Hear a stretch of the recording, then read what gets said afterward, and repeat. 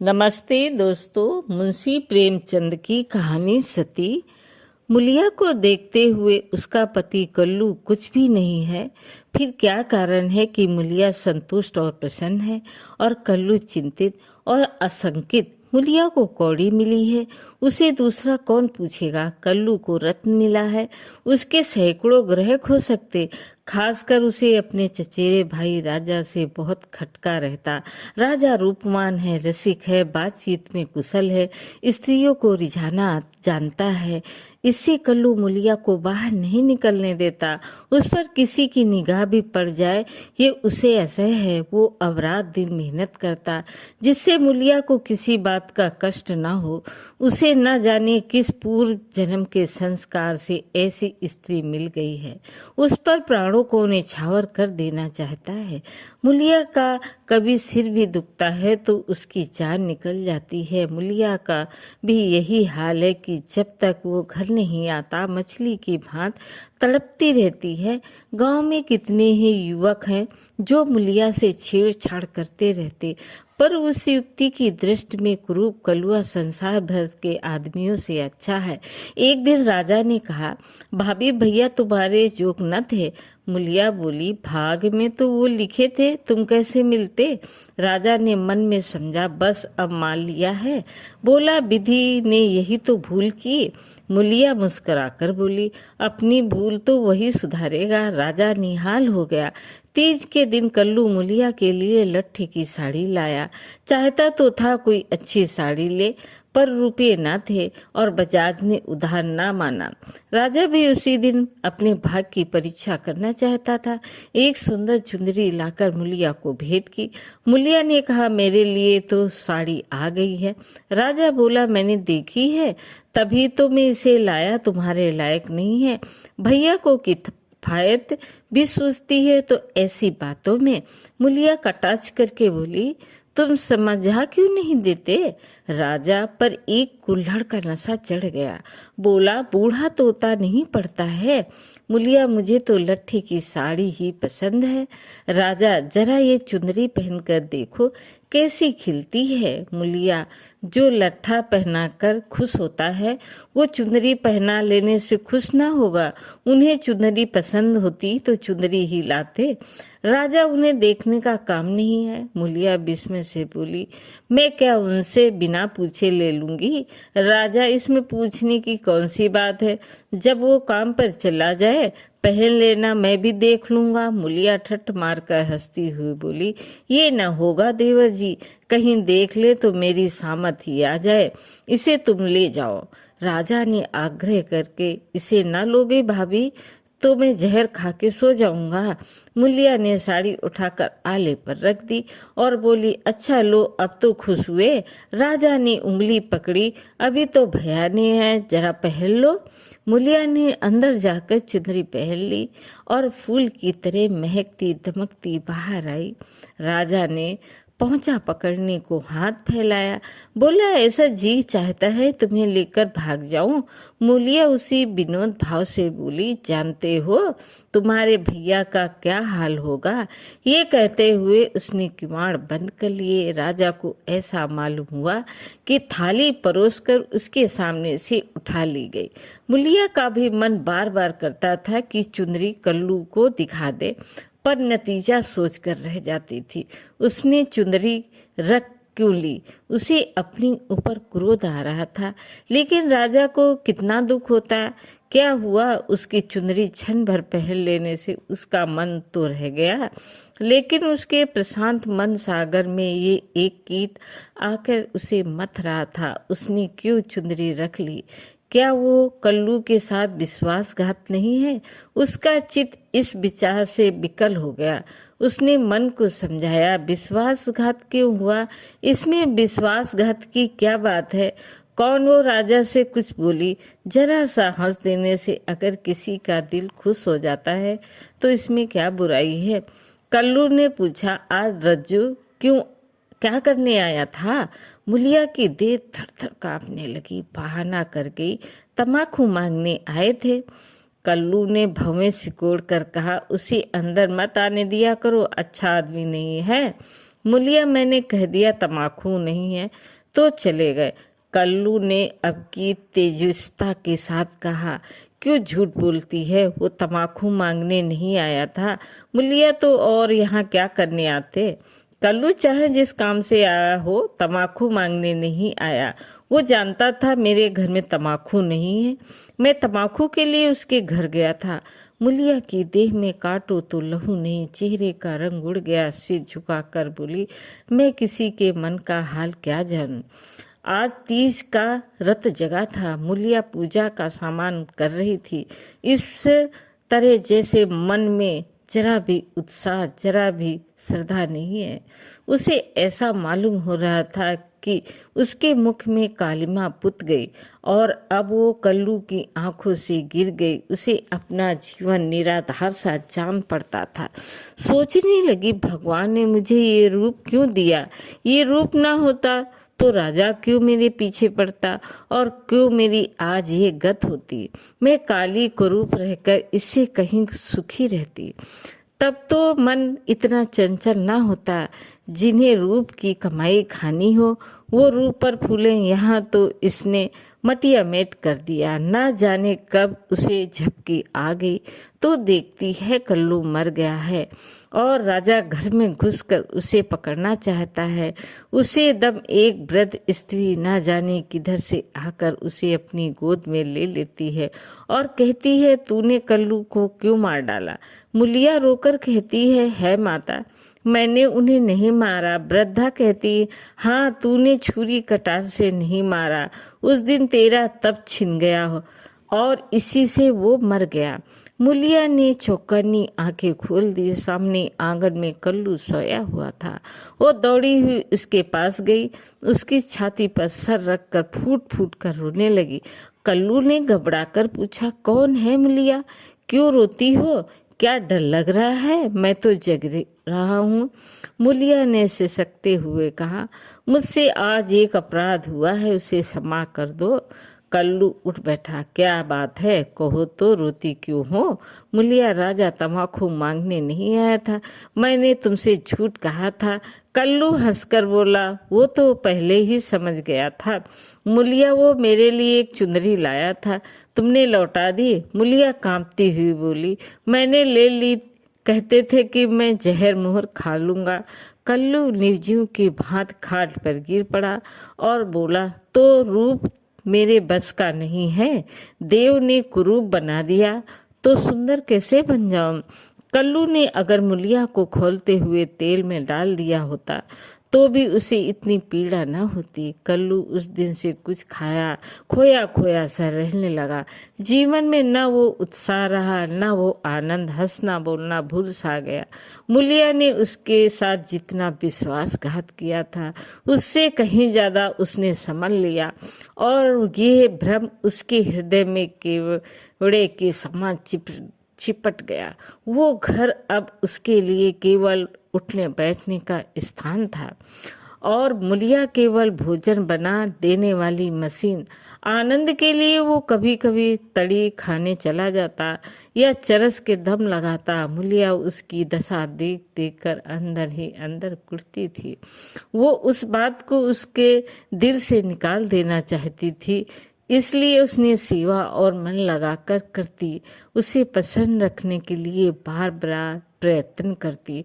इस पर वो जितना ही उसको खींचने की चेष्टा करती थी उतना ही वो उससे विचलित था, जैसे कोई कटिए में फंसी हुई मछली हो। कुशल ये था कि राजा जिस अंग्रेज के यहाँ खान सामा था उसका तबादला हो गया और राजा उसके साथ चला गया था, नहीं तो दोनों भाइयों में किसी न किसी का जरूर खून हो जाता। इस तरह साल भर बीत गया। एक दिन कल्लू रात को घर लौटा तो उसे जार था। दूसरे दिन उसकी देह में दाने निकल आए। मुलिया ने समझा, मान मनौती करने लगी, मगर 4-5 दिन में ही दाने बढ़कर आंवले पड़ गए और मालूम हुआ कि ये माता नहीं उपदंश है। कल्लू के कलुषित भोग विलास का ये फल था। रोग इतनी भयंकरता से बढ़ने लगा कि आंवलों में मवाद पड़ गया और उसमें से ऐसी दुर्गंध उड़ने लगी कि पास बैठते ही नाक फटती थी। देहात में इस प्रकार का उपचार हो सकता था, पर मुलिया करती थी, पर कोई लाभ न होता था और कल्लू की दशा दिन पर दिन बिगड़ जाती। उपचार की कसर वो अबला अपनी स्नेहमय सेवा से पूरा करती थी। उस पर गृहस्थी चलाने के लिए अब मेहनत मजदूरी भी करनी पड़ती थी। कल्लू तो अपने किए का फल भोग रहा था। मुलिया अपने कर्तव्य का पालन करने में मरी जा रही थी, मगर कुछ संतोष था तो वो कल्लू का भ्रम उसकी इस तपस्या से भंग होता जाता था। उसे अब विश्वास होने लगा था कि मुलिया अब भी उसी की है। वो अब किसी तरह अच्छा हो जाता तो फिर उसे दिल में छिपा कर रखता और उसकी पूजा करता। प्रातः काल था। मुलिया ने कल्लू का हाथ मुंह धुलाकर दवा पिलाई और खड़ी पंखा डुला रही थी कि कल्लू ने आंसू भरी आंखों से देख कर कहा, मुलिया, मैंने उस जन्म में कोई भारी तप किया था कि तू मुझे मिल गई। तुम्हारी जगह मुझे दुनिया का राज भी मिले तो भी न लूं। मुलिया ने दोनों हाथों से उसका मुंह बंद करा दिया और बोली, इस तरह की बातें करोगे तो मैं रोने लगूंगी। मेरे धन्य भाग कि तुम जैसा स्वामी मिला। ये कहते हुए उसने दोनों हाथ पति के गले में डाल दिए और लिपट गई। फिर बोली, भगवान ने मुझे मेरे पापों का दंड दिया है। कल्लू ने उत्सुकता से पूछा, सच कह दो मुला, राजा और तुम में क्या मामला था? मुलिया ने विस्मित होकर कहा, मेरे और उसके बीच कोई और मामला हुआ हो तो भगवान मेरी दुर्गत करे। उसने मुझे चुनरी दी थी, वो मैंने ले ली थी, फिर मैंने उसे आग में जला दी। तब से मैं उससे नहीं बोली। कल्लू ने ठंडी सांस खींचकर कहा, मैंने कुछ और ही समझ रखा था। न जाने मेरी मति कहाँ मर गई थी। तुम्हें पाप लगाकर मैं आप पाप में फंस गया और उसका फल भोग रहा हूँ। उसने रो रो कर अपने कुकृत्यों का पर्दा खोलना शुरू किया और मुलिया आंसू की लड़ियां बहाकर सुनने लगी। अगर पति की चिंता न होती तो उसने विष खा लिया होता। कई महीने बाद राधा छुट्टी लेकर घर आया। कल्लू की घातक बीमारी का हाल सुना तो दिल में खुश हुआ। तिमिरदारी के बहाने से कल्लू के घर आने जाने लगा। कल्लू उसे देखकर मुंह फेर लेता, लेकिन वो दिन में 2-4 बार पहुंच ही जाता। एक दिन मुलिया खाना पका रही थी कि राजा ने रसोई के द्वार पर आकर कहा, भाभी, अब भी मुझ पर दया न करोगी? इतनी बेरहम तुम। कई दिन से मैं तुम्हें खोज रहा हूँ, पर तुम मुझसे भागती फिरती हो। भैया अब अच्छे न होंगे, इन्हें गर्मी हो गई है, इनके साथ क्यों अपनी जिंदगी खराब कर रही हो? तुम्हारी फूल सी देह सूख गई है। मेरे साथ चलो, कुछ जिंदगी की बहार उड़ाए। ये जवानी बहुत दिन न रहेगी। ये देखो, तुम्हारे लिए ये कर्णफूल लाया हूँ, जरा पहनकर मुझे दिखा दो। उसने कर्णफूल मुलिया की ओर बढ़ा दिया। मुलिया ने उसकी ओर देखा भी नहीं, चूल्हे की ओर ताकती हुई बोली, लाला, तुम्हारे पैर पड़ती हूँ, मुझे मत छेड़ो। ये सारी विपत्ति तुम्हारी लाई हुई है। तुम्ही मेरे शत्रु हो, फिर भी तुम्हें लाज नहीं आती? कहते हो भैया अब किस काम के हैं? मुझे तो अब पहले से कहीं ज़्यादा अच्छे लगते हैं। जब मैं ना होती हूँ तो वो दूसरी सगाई कर लाते, अपने हाथों ठोक कर खाते। आज मैं ही उनका आधार हूँ, वो मेरे सहारे जीते हैं। अगर मैं इस संकट में उनके साथ दगा करूँ तो मुझे बढ़कर अधम कौन होगा? जबकि मैं जानती हूँ कि इस संकट का कारण भी मैं ही हूँ। राजा ने हंसकर कहा, ये तो वही हुआ जैसे किसी की दाल गिर गई तो उसने कहा, मुझे तो सूखी ही अच्छी लगती है। मुलिया ने सिर उठाकर उसकी ओर सजोर नेत्रों से ताकते हुए कहा, तुम उनके पैरों की धूल के बराबर नहीं हो लाला। क्या कहते हो तुम? उजले कपड़े चिकने मुखड़े से कोई आदमी सुंदर नहीं होता है। मेरी आंखों में तो उनके बराबर कोई दिखाई नहीं देता। कल्लू ने पुकारा, मुरला थोड़ा पानी दे। मुलिया पानी लेकर दौड़ी। चलते चलते कर्णफूल को ऐसे ठुकराया कि आंगन में जा गिरा। राजा ने जल्दी से कर्णफूल उठा लिया और क्रोध में भरा हुआ चला दिया। रोग दिन पर दिन बढ़ता गया। ठिकाने से दवा दारू होती तो शायद अच्छा हो जाता, मगर अकेली मुलिया क्या करती? दरिद्रता में बीमारी, कुड़ का खाज। आखिर एक दिन परवान आ गया। मुलिया का घर काम धंधा करने गई थी तो देखा कल्लू की सांस लही है। घबरा कर बोली, कैसा है जी तुम्हारा? कल्लू ने सजल और दीनता भरी आंखों से देखा और हाथ जोड़कर सिर नीचा कर लिया। यही अंतिम विदाई थी। मुलिया उसके सीने पर सिर रखकर रोने लगी और उन्माद की दशा में उसके आहत हृदय से रक्त की बूंद के समान सब निकलने लगे। तुमसे इतना भी न देखा गया भगवान, उस पर अन्यायी और दयालु कहते हो, इसलिए तुमने मुझे जन्म दिया यही खेल खेलने के लिए। हाय नाथ, तुम तो इतने निठुर न थे, मुझे अकेली छोड़कर चल रहे। हाय, अब कौन मुला कहकर पुकारेगा? अब किसके लिए कुएं से पानी खींचूंगी? किसे बैठाकर खिलाऊंगी? पंखा डुलाऊंगी? सब सुख हर लिया तो मुझे में क्यों नहीं उठा लेते? सारा गांव जमा हो गया। सभी समझा रहे थे। मुलिया को धैर्य न होता। ये सब मेरे ही कारण हुआ। ये बात उसे नहीं भूलती। हाय, उसे भगवान ने सामर्थ्य दिया होता तो आज उसका सिरताज यूं उठा जाता। 100 की 10 संस्कार क्रिया की तैयारी होने लगी। कल्लू को मरे 6 महीने हो गए। मुलिया अपना कमाती है, खाती है और अपने घर में पड़ी रहती है। दिन भर काम धंधे से छुट्टी नहीं मिलती। हाँ, रात को एकांत में रो लिया करती है। उधर राजा की स्त्री मर गई, मगर 2-4 दिन के बाद वो भी छैला बना घूमने लगा और भी छुट्टा सांड हो गया। पहले स्त्री से झगड़ा हो जाने का कुछ डर था, अब वो भी न रहा।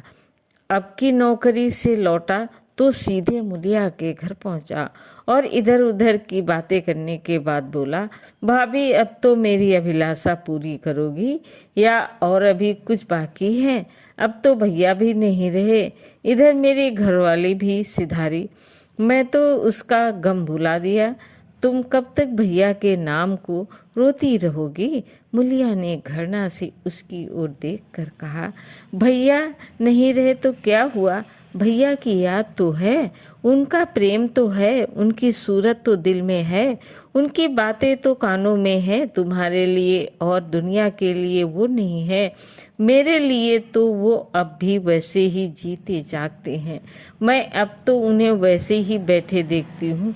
पहले तो देह का अंतर था, अब तो वो मुझ में और भी नज़दीक हो गए हैं और ज्यों-ज्यों दिन बीतेंगे वो और नज़दीक होते जाएंगे। भरे पूरे घर में दाने की कौन कदर करता है? जब घर खाली हो जाता है तब मालूम होता है दाना क्या है। पैसे वाले पैसे की कदर क्या जाने, पैसे की कदर तब होती है जब हाथ खाली हो जाता है, तब आदमी एक एक कौड़ी दांत से पकड़ता है। तुम्हें भगवान ने दिल ही नहीं दिया, तुम क्या जानो सोहबत क्या है? घरवाली को मरे अभी 6 महीने भी नहीं हुए और तुम सांड बनने बैठे हो। तुम मर गए होते तो इसी तरह वो भी अब तक किसी के पास चली गई होती। मैं जानती हूँ कि मैं मर जाती तो मेरा सरताज जन्म भर मेरे नाम का रोया करता। ऐसे ही पुरुष की स्त्रियां उन पर प्राण देती हैं। तुम जैसे सोहदों के भाग में पत्तल चाटना लिखा है, चाटो मगर खबरदार आज से मेरे घर में पाँव न रखना, नहीं तो जान से हाथ धो होगे। बस निकल जाओ। उसके मुख पर ऐसा तेज स्वर में इतनी कटुकता थी कि राजा को जबान खोलने का भी साहस न हुआ, चुपके से निकल गया। दोस्तों, कहानी कैसी लगी? लाइक करें, सब्सक्राइब करें। धन्यवाद।